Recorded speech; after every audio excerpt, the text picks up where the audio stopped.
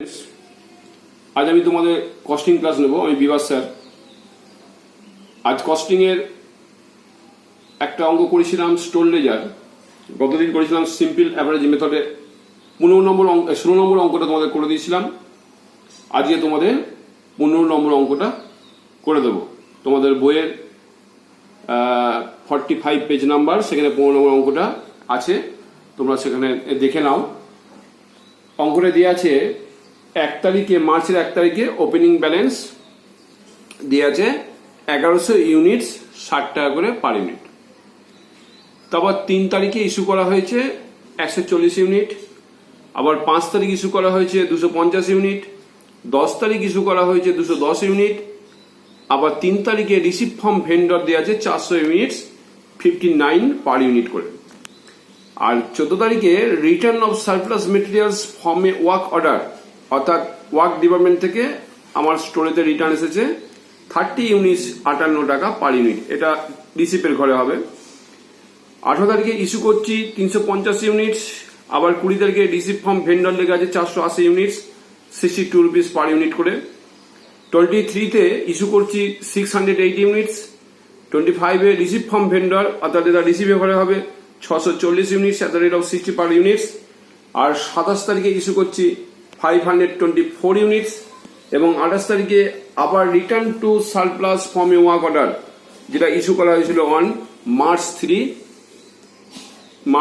2014-এ 24 units. তার মানে এটা ওয়ার্কস থেকে আমাদের রিটার্ন এসেছে, এটাও আমাদের রিসিভের ঘরে হবে। আর 31-এ একটা আছে receive of vendor 150 units of rupees 64 per units. এইটুকুনি আমাদের অঙ্কটা দেওয়া আছে।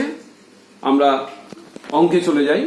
অঙ্কেতে দেখব, অঙ্কেতে এখানে ওপরে store ledger under simple average method লিখবো। এদিকটা রিসিভস, এদিকে ইস্যুস, এদিকে ব্যালেন্সেস, সেম ঘর আগে যেমনি ঘর করেছি লিপো ফিপো, তাদের যেমনি ঘর হয়েছে সিম্পল অ্যাভারেজের সেম ঘর। তাহলে 1 তারিখে আমি আমার ব্যালেন্স দেওয়া আছে, তাহলে সোজা ব্যালেন্সের ঘরে 1100 ইউনিট, 60 টাকা করে মূল্য, মোট হচ্ছে 66,000।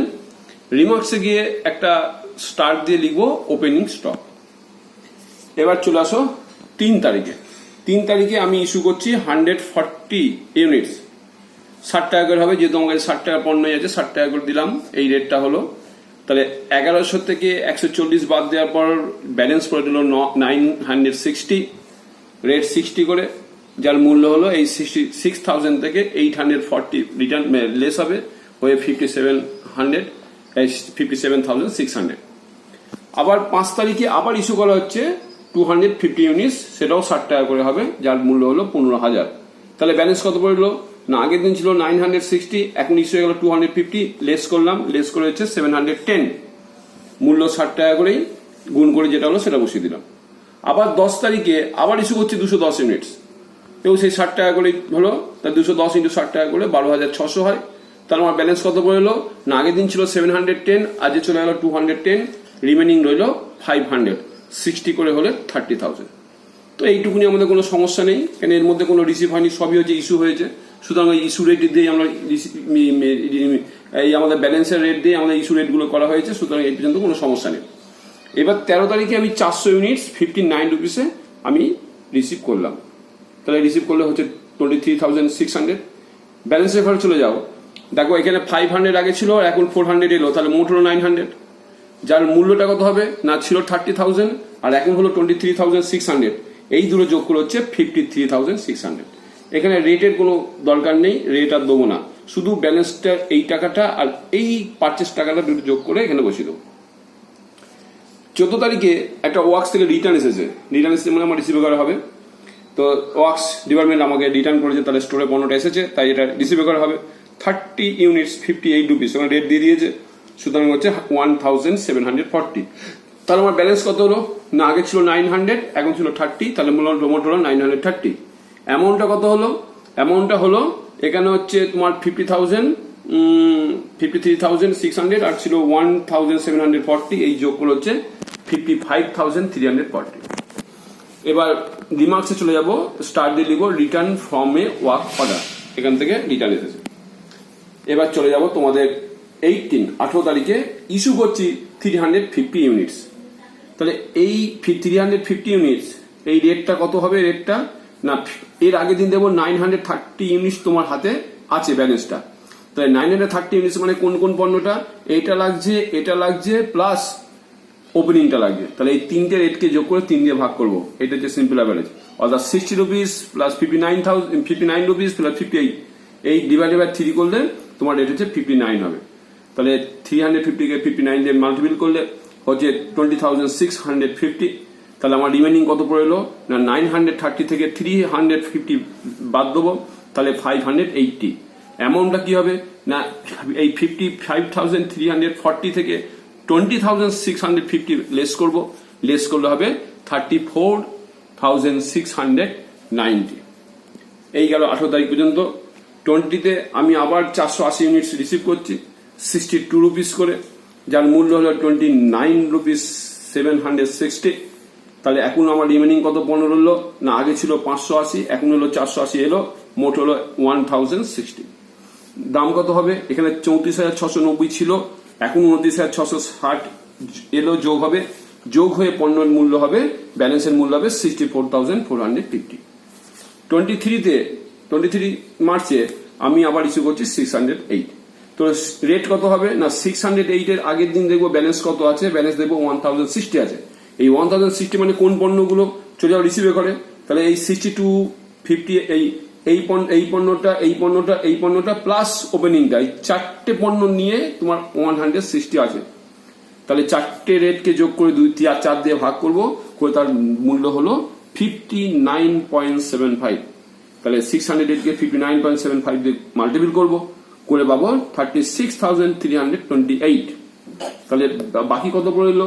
না 1060 থেকে 600 বাদ দেবো, তাহলে 450 রইলো। অ্যামাউন্টটাও ঠিক তাই, এই ব্যালেন্স থেকে ইস্যু লেস করবো, লেস করে পাবো 28,122। 25 তারিখে আমি আবার রিসিভ করছি 640 ইউনিট 60 টাকা করে, যার দাম হলো 38,400। ব্যালেন্সের ঘরে আসবো, তাহলে কত হবে? না আগের দিন ছিল 452 ইউনিট, আজকে কিনেছি 640 ইউনিট, মোট হলো 1092 ইউনিট। অ্যামাউন্টটাও ঠিক তাই, ব্যালেন্সের টাকাটার সঙ্গে পারচেস রেটটা যোগ করে ব্যালেন্সের টাকাটা আসবে। 27 তারিখে আমি 524 ইউনিট ইস্যু করছি। তাহলে আগের দিন দেখবো 1092, এই 1092 কোন কোন পণ্যের মধ্যে আছে? না এই দুটো পণ্যের মধ্যে 1092 হয়ে যাচ্ছে। তাহলে রেটটা কত হবে? 62 প্লাস 60 ডিভাইড বাই 2, অর্থাৎ হবে তোমার রেট হবে 61 রুপিস। তাহলে 524 কে 61 দিয়ে ডিভাইড করবো, করে পাবো 31,964। তাহলে আমার ব্যালেন্স কত পড়লো? না 1092 থেকে 524 লেস করবো, হবে 568। অ্যামাউন্টটা হলো ঠিক এইটা থেকে 66,000 থেকে 31,964 লেস করবো, করে হবে 34,558। 28 তারিখে আবার ওয়ার্কস অর্ডার থেকে ফেরত এসেছে 28। তাহলে 28 ওখানে ব্যাকেটে বলা আছে যে ইস্যু করেছিলাম 3 তারিখে। তাহলে 3 তারিখে কত মূল্যে ইস্যু করেছিলাম? না 3 তারিখে 60 টাকা মূল্যে ইস্যু করা হয়েছিল। তাহলে এখন সেই রিসিপ্টটা 60 টাকা মূল্যেই হবে। তাহলে 24 × 60 করলে 1440। তাহলে মোট আমার পণ্য কত হলো? 568 ছিল, আর 24 যোগ হলো 592 ইউনিটস হলো, যার মূল্য হলো এই ব্যালেন্সের সঙ্গে, এই ব্যালেন্সের মূল্যের সঙ্গে এই 1440 যোগ করবো, করে হবে 35,998 ইউনিটস। 31 তারিখে আমি আবার 150 ইউনিট রিসিভ করেছি। তার 150 ইউনিট 64 টাকা করে মূল্য, হচ্ছে তোমার 9,600 টাকা। তাহলে মোট পণ্য কত দাঁড়ালো? 592 ছিল, 150 এলো, মোট হলো 742 ইউনিটস, যার মূল্য হলো 35,998 থেকে 9,600, এই যোগ করেছে 45,598। এটাকে স্টার্ট দিয়ে বাইরে চলে যাব, লিখবো ক্লোজিং স্টক। এই হলো আমাদের আজকের সিম্পল অ্যাভারেজ মেথডের অঙ্ক। তো পরের দিনকে তোমাদের সিম্পল অ্যাভারেজ আর করাবো না। যদি কোনো প্রবলেম থাকে তোমরা অবশ্যই আমাকে ফোন করবে। আমার নাম্বার তোমাদের দেওয়া আছে 7003064530, এই নাম্বারে আমাকে ফোন করবে।